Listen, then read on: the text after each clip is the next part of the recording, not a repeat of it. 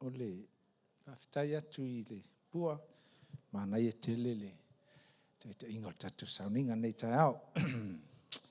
Ia, sua e lau tuspa ia, pia o iai I le salamo le fitu valu, whai upua fitu lua, tusi o salamo fitu sfulu valu, lona whai upua fitu sfulu male lua.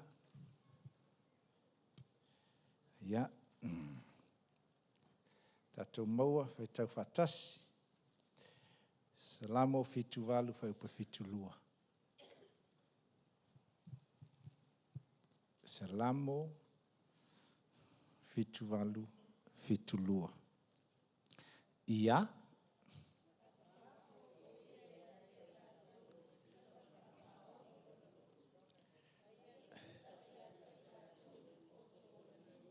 Aleluia. Tatou malam-lama le whai upulea. O le matau polo o taranoina, o le taitai. Ia ua umani vai aso e tolu. Sa tatou whalangoai. Na amataina sunga atu to tasi. Ia mata lava I le ainga. So mai ai ma le whiau I le poleale mea o le taitai. Ia o tatou silafia. Manatua o le nei a o onga e tusi o sia o onga whaavai. Building the foundation o le mafaufau ma le loto o le tangata ia faua I lunga o lai mausali le whaavai mai le upo le tua.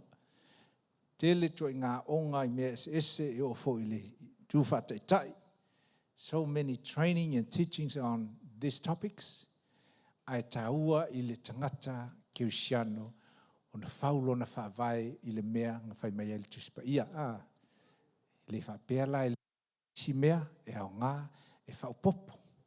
Ai a mausali le whaavai. Ia te le alu e se amal whaavai o le fionga le tua. Tatua uina la o le tangata taitai o le tangata au auna. Mai tusi na whaitawina ia sa utea. So se taimi e pikia I le atua, se tangata e taita ia, ma whatau nuulo na finangalo. E ta ua lava le tangata o lana au auna. O lana au auna Mose, o lana au auna Tavita, o lana au auna my servant Moses. So on tato maila ia I le conclusion, a leader is a servant. Ia, lona lua, o le mea tatua o ina, o le ngā luenga, whataitai, o le leo mamoe. Ia, o le nanga luenga, whaingo fia, a iloa kamaia. These are foundation principles, ma e konge, e alu e whailau taita inga, o oe malau a inga, ma mea te taita ia. E mausalia kamaia, konge ki mai loa malea nganga pa, ia langa le upu. The word and the spirit, when they connect together, e flow maakali o lau ka inga, I au me whai. Ai tau whai e kaumanga kua maha ia o ngā isi kos ele lei foi. Ai whainkaia. Ele sisi tātou whaingo whiena. E au ngā foi lai lunga atu au le whaavai. Ia. I nā o na tatua o ina ia Tavita, maituspa ia. Tavita sa wala au le tua. O na taitaila ia na leo. Whanga e Tavita le nuu e ala I le lei ma le whaamaoni o lona loto, ma le poto o na lima, whaingo fio kako session. Kai o le au aunga, o langa ngā luenga, o le leo maa moe, o le whaataita inga, o le salamo e luas fultolu, whai mai Tavita o ngā luenga ia leo maa moe, o Iova o lo leo maa moe, eisi mea nā te taitai, nā te whaafoisia mai, nā te restore, mai Yesu ia o ulale aka, le best example, o au leo maa moe le Ioane se fudu. Ia o halangi se kusiga koe maa ngā oi, e o au taitai, vāvea. Ia le vaiaso le ante nei, tato vaai le whai upulea, o se whaataita inga le lei leo Tavita, mai Tavita, mai le tala lea tusi lea salamo. Peon ta ua o salamo sa tusia e asafo. Ia, o le sio ngoa ngā, so o te foi, ia. O le vai la lea tawita. Mai o ia te mahaloa lea I lana whaiwhi au. Tusa o le salamo o le whaipese o le worship leader.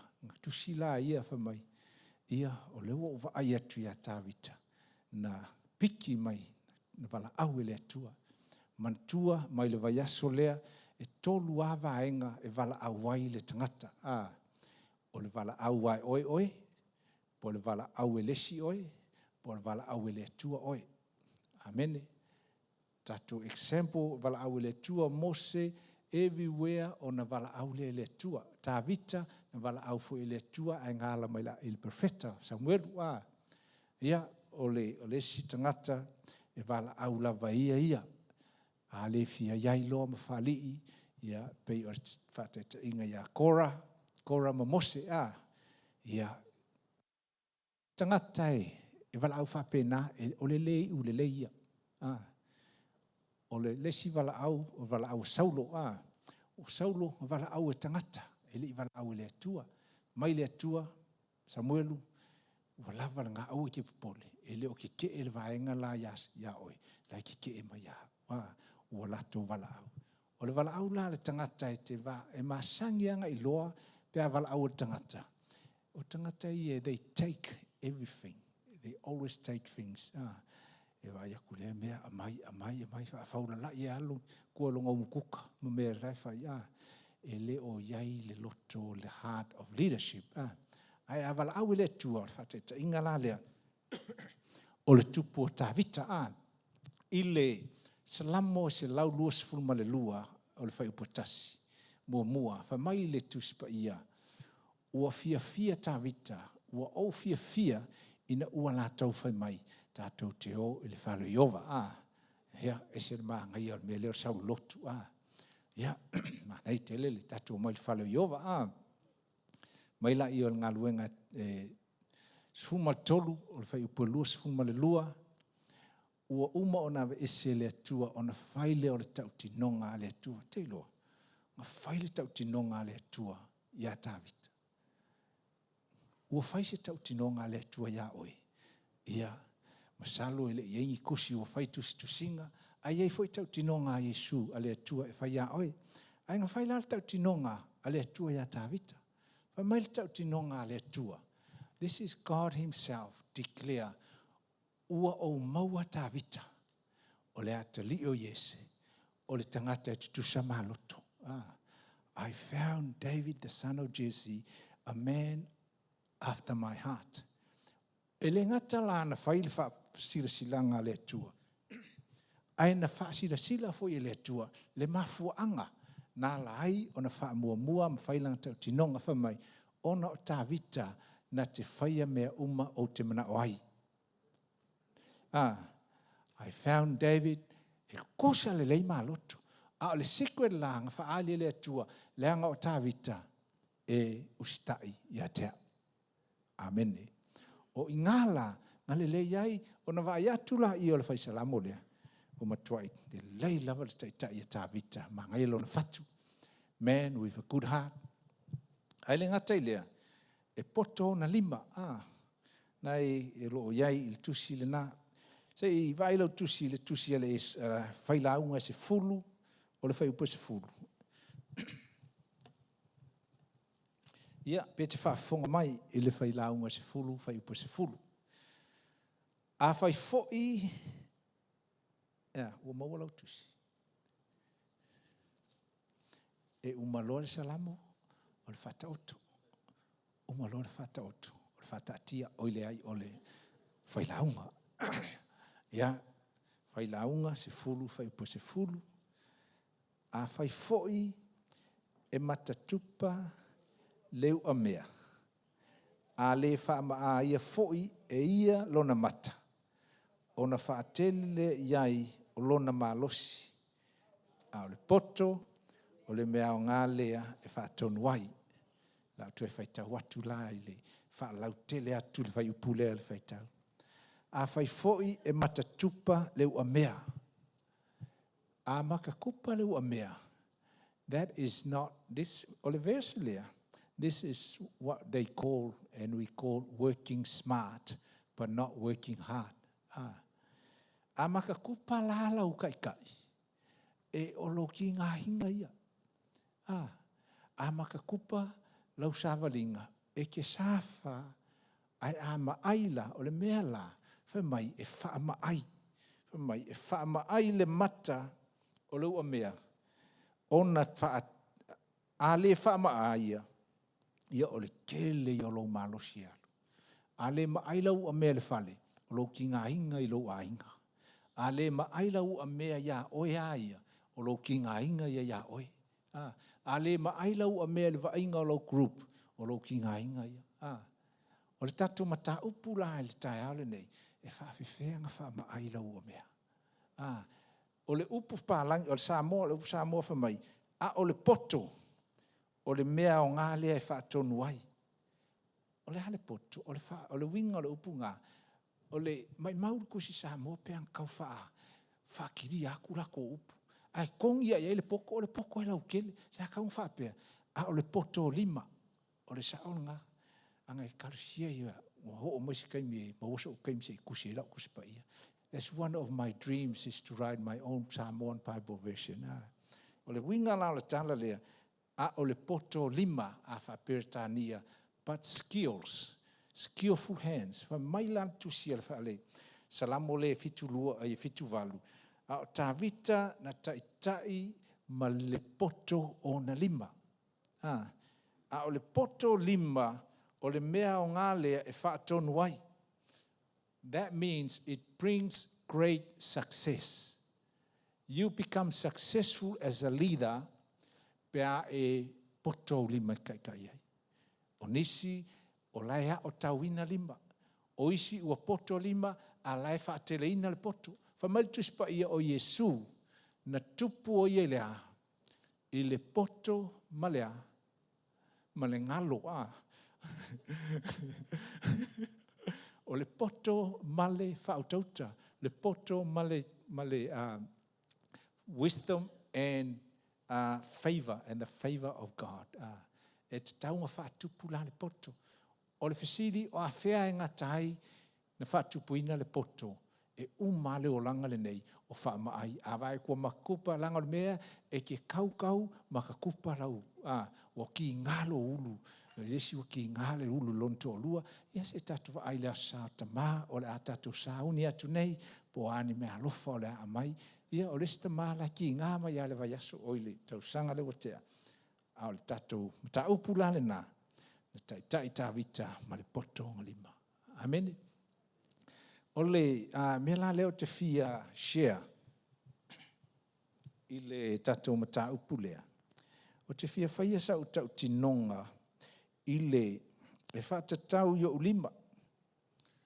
Le whaapotoina i le atua o ulima.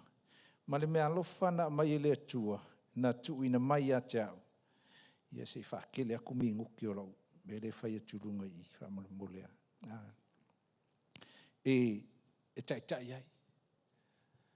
Hallelujah. Amen. E se fulu ia whaapotoina o ulima, 10 keys o te fia share le tai aole nei. E whaapoto ai le whainga o mawhauwhaunga, whaapoto ai le whainga o lo ainga, whaapoto ai le taitainga o au mea lai whai, whaapoto ai o le whainga o tupe, whaapoto to make your hand sharp. Hallelujah. Ale aise aleluia o lona winga o le awhai u tatou sauninga. Ia, amene. E tahua. O mea ngei, sa o whao ngā ina, o leo te whao ngā ina, o lea fo i e wha maai ai tausanga uma. E whao wai ngā whao mai ai le kalesia mai New Zealand, whao wai la o tatou e kalesia i, o poto fo i nei. Sa o whauai ia e kalesia e tele, na tatou network o e kalesia uma, o mea whaingaruenga ia sa o whaongainga. Ai te loa, e whaamaia e kausanga uma. Langa e halu wa old school isi mea wa old fashioned, that's what it means. O mea sa ngalue, that's why some of the things sa ngalue maa ngai le 5 tausanga. Ua kua i makakupa i kausanga nge. lai whaonga e lesi whai whiau, o lai whaonga e lesi. E iai me kaunga, e wha mai a, wai a ku oka, wa I ila le mea. Ia whai mai lola I al talas te mahalo, oi, wa ola le mea. Wa le koe, ia, ma ai ta hua la le mea ngā lea, o ngai mea la ia sa o whaonga ina, e whaonga foi, o le whainga le nei lotu, whainga le ngai whare sā, o mea whainga ruenga ia, sa o skills, sa leo ai matai ei peo tawita ina ua amataina le whaalapotonga e kalesia le ta o tasi a keriso, o mea whainga ruenga fo inga whawai, ia ua ke lea kuwari ewa I kaimi ngā mea, ia ae whawhitai, ia tutali tonu, ia e wheso swani mo oe, I lau fo I sāwalinga, e whawai oe, mana tua o le taitainga e amatai le taitainga oe. O le mea mua la, e te tau ona e whawina o lou whaperetania e tau le reputation. O lou tau le leia. O lou ingoa ia te tau ona le lei mamama. You must have a good name. Ia le lei lo ingoa, ia tau le leia lo ingoa, o le mea tahua piko sili ne nana tahua. A o fesili atu le aso le nei. O le leilo ingoa. E le leilo ingoa. O le ase manatu o tangata pe a whaalongo o tau le ingoa le waina. O le ase manatu o tangata pe tau le ingoa tua. E mimingi ka ngaka, pe excited ka ngaka, pe o le ase, e o aia Yesu, whama Yesu, o mai a ka kukarango, o le ase kala ka ngaka ia. What do people think that I am? He was asking about reputation. Ina uat whaile tala na Yesu I le mata Yesu fuluonu. O lai ai le plan na Yesu, which is my second point, that's coming up. O langa plan e amata le lotu. Ai whamaile tala Yesu, o lea se manatu, o lea se kala tangata ia. A ofisili atu le aso le nei, o lea ngi mafo fonga o tangata pe a whaalongo I lo ingoa. Ai halo ainga. Ai whawhewhea le bank. I wonder, po lea se mangako le bank pe a wa ai I lau credit rating. O le si e latu loa I le bank e mga e mai le loan. E ngā le wa ai e kua le bank, o ka e se whale kongo le ingoa lea. O le mea ngai alua I le si sui le ingoa. E sau wa sui le ingoa, o au. E le sui alo ingoa, ngā whao popo le si ingoa lo ingoa, ai le ikolosia e se lo ingoa. O le mea la lea, ia e fausia lo ingoa. Build your good name. Ia le lei, matau le leia lo ingoa. A kua ngai whai upu ia, o le whata oto, o i o le whailaunga. Ia awha pete, e ka konot sa au la whatu le tatou page. Ia, la walu le li leo tia a leni. Tia a leni. Au e sira mai le aso le nei. O umi kerenga e alu. Sau e whai sa moa ka konot. Ia, ai, le lei. O le whailaunga e fitu, I le whai upuat mua. Whapea, e sili ona le lei o le tau le leia, I le suau u le lei. Oka se maanga ia. A good name is better than the latest perfume that is available in the market. E kei loa, e ke whiu e whapasire mea, e I ma ia wamio. E ke whiu e whamangongi o I whafu, e sa sala ma ia le mafu o kokong. Whai mailo la I o le poto Solomona. O le ingoa le lei, e sili atu, I lo le suau umanongi. Amen. To lead well. Whamai ngā successful tawita. Aisea, e poko lima. O anga mea whainga ruenga, ngā focus lelei, i mea ia. Au leo te whaonga ina, ia lelei lo ingoa. Amen. O aso la, e roko kele i o kamaiki, i New Zealand. E o mai whai mai lato e ila lea, mai kala le si kangaka lea, u whaonga le ingoa le tangata. Lea ngau isi taimia ke reiro pese kama e pese ke ngere kaka lea. Whai mai, e pe ma whaianga sui lo whai, ua whai ulo whai. Ia o whai ko lea mai wai le fi whai, ua lo whai. Ia e maasi ke ngere si kama lea, i longa whai. E orko o kere wha penga fo i ngei. E le si whawhinia wha mai. Ma i maua peanga o whaku. O e ke walea. O kere i whaira i walea. Ai koe anga o whai ai. Pe walea. E ke sau o la i lo ko orua. E wha me pe mwhainga.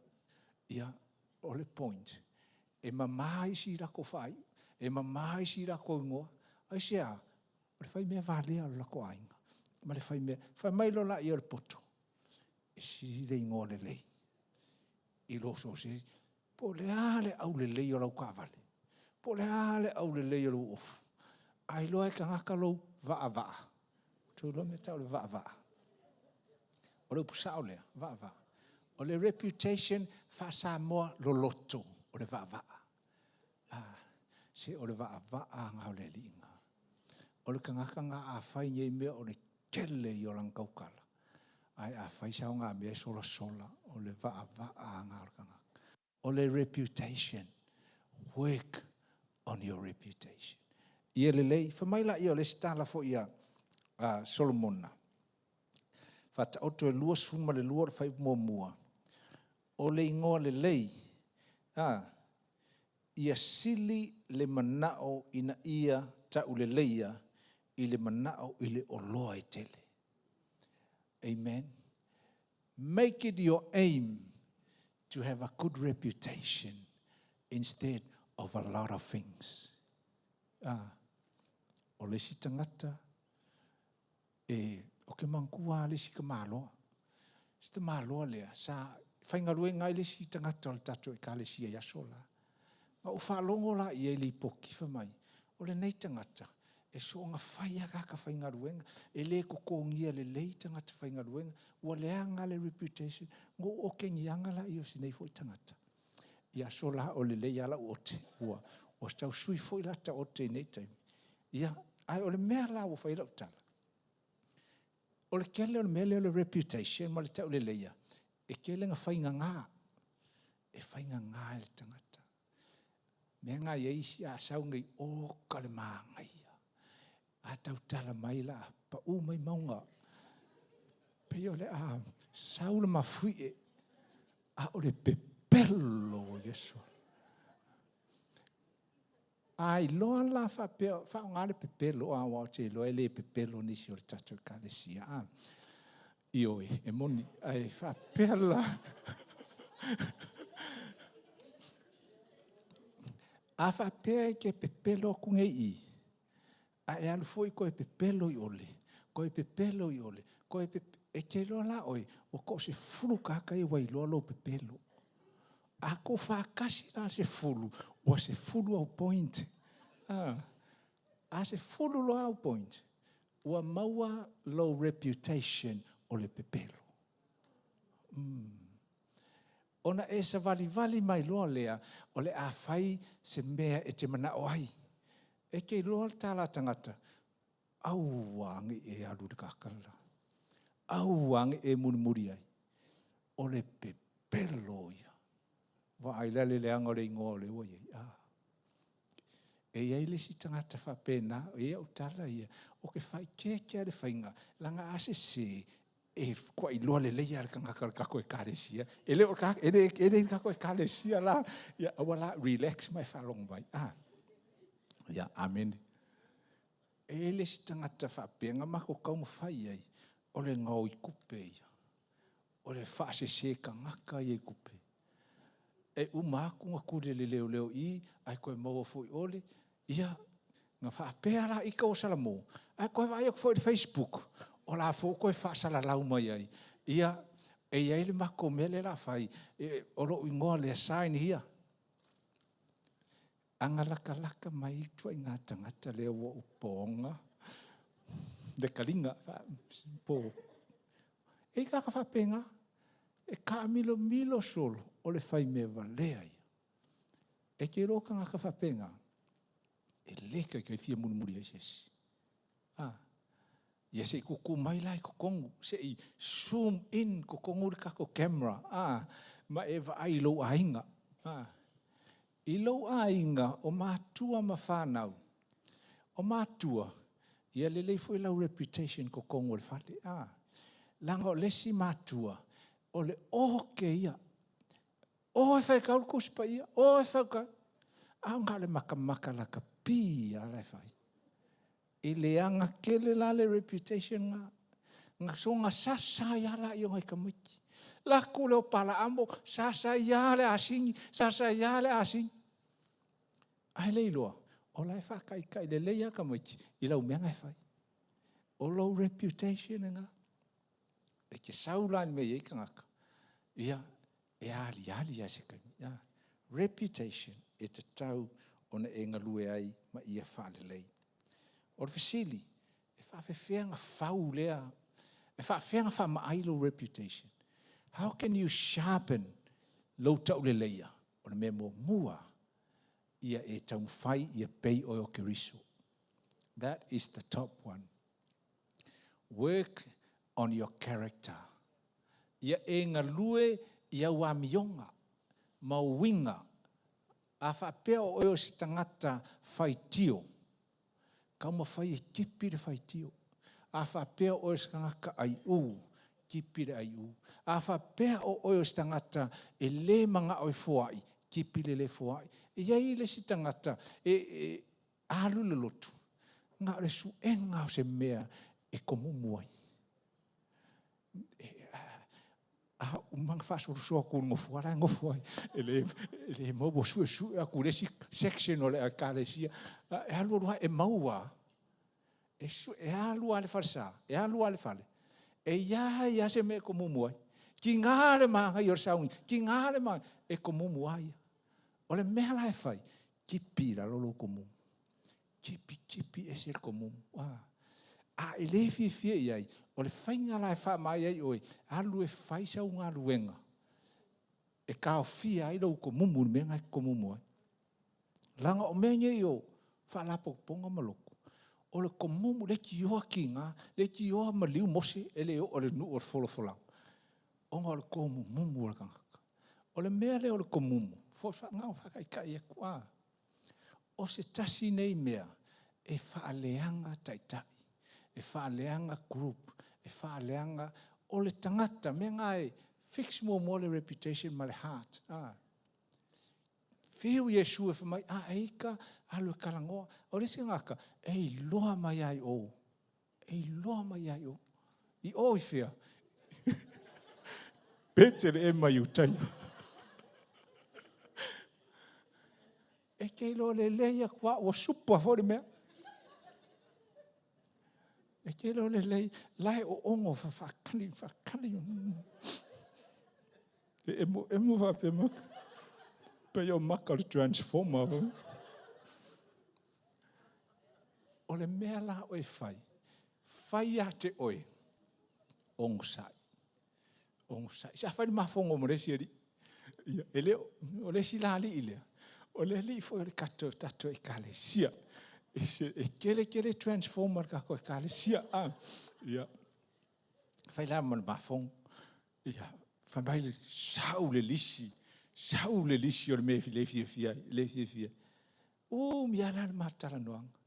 Nga o fai an. O aso la langa foi sa. E fai ma fa ma aia. Anga fa pela o le fa po le 5 tausanga la e tua. O ma ko i ma le pe ale mea. Ai langa e whaamaai ai kausang umala ia la usha. Whaamaai la ua mea. O i loa fo i la o ngosai. I kala e whai ai. E umala mātala noanga. Whai maile tangara nāta lea. Ia, o kua makau ki ia whawhitai le tu. Ia, ālua ia le whapenga. O lesi vasu le, matalang noa foi, ma lesi kangaka. O lo fia e talang noa I tangata, lai mata tutupa la tau ua mea. Makalang o ma lesi kangaka. Whai mai le tala le tangata le, o yo le urungali, whai mai, o ma ua, makere koe aku loko, se asea ma koe aku loko. Ia whai lola ia whatu. Se wha makala mai le mea ngai ngō ulola ia, oka. E ika ia, e ika I mea uma. Ai le sawa le loko a Yesu. O makua ika, ai le sawa le loko. Ngō whai atu la ia. O le ese senga le, o le mea lea, ma le mea lea, ma le mea lea. Whai ia, whai mai le tāla le tangata lea. Lea wa o malama. Sa iai la le lotu anga nei, ana nei. Hallelujah. Ngā lue iau I lau tau le leia. Work on your character. Hallelujah. O lea fo yo ke work out. E lehe kai o. O le levo leo. Iai nisi oko. Isi vahenga o leo lang. O leo te tau mawhaia. Ia tau mawhai. Ia tū le ta avale o le I mōmūr mōri. E le whai ngofia lea mea. Pēt. Tau mawhai pēt. Tau mawhai. Ka mawhai ia kūr ka avale le I mōmūr. Langa ia iskaimi ia.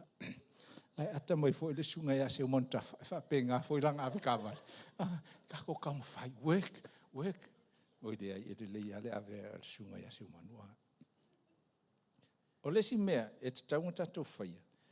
Ia ngā lue fa mai lo va maisi. Va maisi. E mafau isi ia e ongosai. Ono sai. E se le tā ua na mea. Ia, e kia I tangata. E iai taimi, e ngaloa I le tangata lau upunga whai. Ai le kai ngalo, lau meang whai a te ia. There will be time people can forget what you say, but they'll never forget how you make them feel. E iai kai mea whainga tāhai le o langa o lesi. E iai kai mea manga o mea o kua ialu I lalo. Te tele la I o story mea whapea. E iai kai mea ke wha iaku se ngaka o whaise mea se. O na tātou, o le kai minga o manga o mea I la tau lau fisosoani. Alu e lifilunga. There are couples, I remember, and people makua I whai mea se. O le manatu la o nisi tangata a mawal au atu. O se o kengianga le mangaia le la whai. Ai o foi uma le talanoanga. O le si inga o lunga I la tau ma fe sosoangi e sui. They go home, they feel so good. So they might not forget, but they remember how we make them feel. They make them feel so non-condemnation. Ai awha pēsau ngei, le ka ngaka lai ua makua I kā e ale uru. I piko lea. Ai koe paka I le si kā oe. I le piko lea. Ia ua sau pe o le pula, o le lase mōli. Ai e ongo sai ngei. Ma e whau le nei tangata. E le leia se kaimi. E ei la le si unga ale I whapea. Ngā mafi sosoangi ai. O le taimilingi o kua I makau kia me wōri e ungali. E I te tonu la le a inga. E kai me ki mangako I whapenga. O whai sofo I kala I whangau ma a inga. Po le hale me I lau whangau. Ia e on sai ma whau. Everybody. Ma lesi me I tonu o lotu. Ma futanga. Relationship a tangata. Ia I loa la le mea lea. Everyone. So se tangata ola. E manao ia alo ia. Every person wants to be acknowledged, recognized, and feel important. Mau mai kalanga. E lei ma se le manga o e tāua ia. Me ngā whaila utala le vai aso lea, aua e ke wa ai maulalo I lesi. Aua, po le kanga kalai le kere anga bea, e le o maanga I longa ofu, e le o iaise me se lule le I longa ulu, po po le mangongi fo yo ngifo pe po se ase me ia. Ongosa. Ia e alofa ia. Le anga e alu alua. Ua mau fo ianga kupe. E whaakau ianga mea manga ia. Ai ia e fausia, ia e lift I lunga lesi. Lift up other people. Whai umanga apply to everybody. Ai Yesu.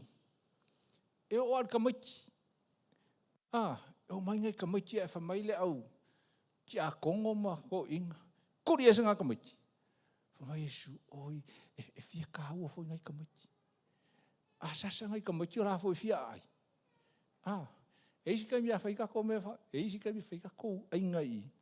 Ka mo e mangisi de se au la iki o mai era a koa. Pe o kama fo ngare. Pe wa alele fo. Ia pa uia sola. Bum, bum, bum. Ia ole mea masangi ala e. Kua oke ngia a. Ia whai. Kou so ai ko makua se. Ia. Ai, ia e. Le levo la kichinga. Le levo longa lua. Ia e. I loa o lesi kanga. I'm talking about relationship. Everybody. Awangi kako vai maulalo iai. Lift the other person. Avai aku lai maulalo. E le kai mea e maulunga I foi. Avai aku koe inga lesi. O sosoangi ai. Avai aku le maua fo se ngaruenga. Sosoangi ai. Awanga iai lo mafau. Se mafau negative about anybody. Always think good about other people. Amen. Always. Oso mai lo mafau. Ele a fanga sesi. Kango fanga lo mafau. Fai ai mafau. Stop it. Stop it. O la fo ia ka mo fai ngai ka maitio sila ainga. Stop it. Pau ala ka vale ua mau e sila ainga. Stop it. E mo ia ele iai se fai longo sila ko inga. E mo ia ele iai se makai o sila ka malo. Stop it. Amen. That's how you value people. That's how you build your reputation. Ai afa pe maua tātou le mea leo o le vai maulalo. Ma le wha mua isi, o le si meanga, o le si o isi lunga. Ai le si ia isi. E si le maanga i o ngā mea. E mo ia rai ma mawha isi. Ai si I pea. O le mea lai kupue oi. E ke sa vali aku la. Wha pea o kangaka si I kangaka. Wha malosi, wha nga etia. E sa vali aku. O kangaka mala. E le wha pea o se kauvanga ia fia because you can't please everybody. Po le are ke leo me le whai e akaka criticize ya oi. Many times, e arang wha pea ngā. E lai ka mo whairi kangaka. E iska kai po le harau me whai e ka ya oi. If you see someone like that, ele I fixinga me lai le loto. E lua me mafuai. Ele I fixinga le loto. Ma longa lua. O le eke mongi kongo. Some people, they angry at you out of no reason. There are demons in them angry at you. They need deliverance. Ia ua ngalo le winga lau karanga whai mua. Ia ai tatu whasolo tui e lesi point. How to, o lesi la mea, ia longa kolu, o le whaunga o le mea lea. Ia e loa whai tangata. Ia pe al kala le whai akumu, e ka o le people skills. Ia e loa whau tangata. E whawhenga whao ngā le mea. E ei upu pālangi. E ta o le IQ ma le EQ. Ia, e leo se ek fuyong le mea ngā. Amen. Ale la wha Samoa whai ngofia. O le tangata. Ia e loa wha alongona ma mionga wha le tangata. Ia e loa wha alongona need to know their feeling. Wha teita inga. O kakau Samoa. O lai struggle le si. I longa wait. Ai la akwa Samoa. O kaso la poa sol. Kwa e la poa. E aka fua la si whawhingi. Ma kwa ki ngā. E la koe la poa. Wha mai le tala tuspa ia. Ia wha tau mea lai le iai, pei au lawa iai. Oka sopa e sole.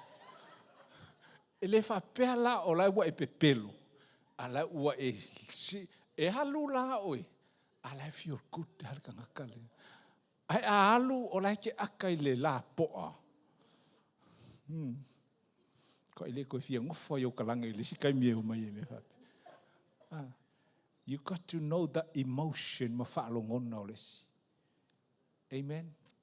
Le mea ngai ka ko mea fa pe la o saunginga e kai me ke kai les e kai me ke kai los e kai me ke kai o iske mo ke le fifia fo o ke ongo sa ia se ka ke ongo a se tino mai ke riso.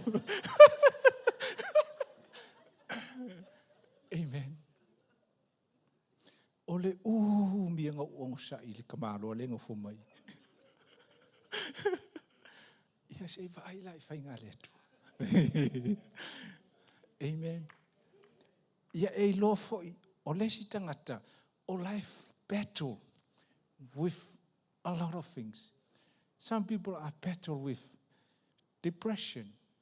Some people o lai sau e foi aku ele lo po fe o le la umale le kai mo le engo fo de fale la ye uma ko ele lo apo fe se fala. O lesi ngaka o lai le lo pe ko i maua se ngaluenga o lesi ngaka. That's where discernment, you discern the whalongongo tangata. Amen. O maula, ia, whawhitaile atua ua. Walu fo ia le tina o tamaiti. Ua whailanga kōsinga le ka ua counseling. Ia, pasi loa nga whailanga whaunga. Ia o whaiaku, se sau lai counsel mō mua upe makai pasi lau. Ia, ai whaiaku, makua pasi ia. O le wingala, e loa whaalongona o tangata. Ia e loa. Ia e loa foi, le mea lai e mawhatia ai le tangata. E le o le mawhakia ai lakua o e kūlei. Ia mawhakia kele. Amen. Ai ke loa, e mwhainga e lu ingar kangaka. Au ai te popole. E e le taimi e whai e le tua le wawenga. This is how you build your reputation. Amen. Whai so ala utala i taimi o tea. Tangata whauhi o mai tato lotu. Amen. Ia raua quiet le kako. Tangata whauhi o mai le lotu. O le tele o tangata wa levanga i le lotu. Make them feel good and welcome. I lo lele akua o lau kala. Whai amala malama how we do church. But ongo sai. Se ongo sai.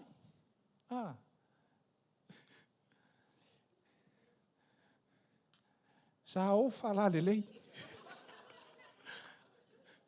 O lai whau mai ngai kangaka. O le si me makaukia isi.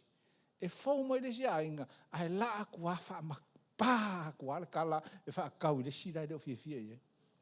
Ai sea, e le o ma whau. E le o poto lima. E wha whai lele le tangata whau.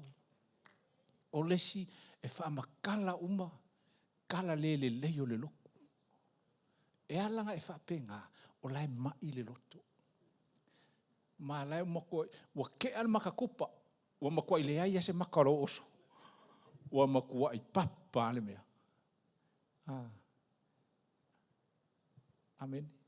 O ve atu tatou sauninga, ngā le kasi ale pointe ka vai lasona.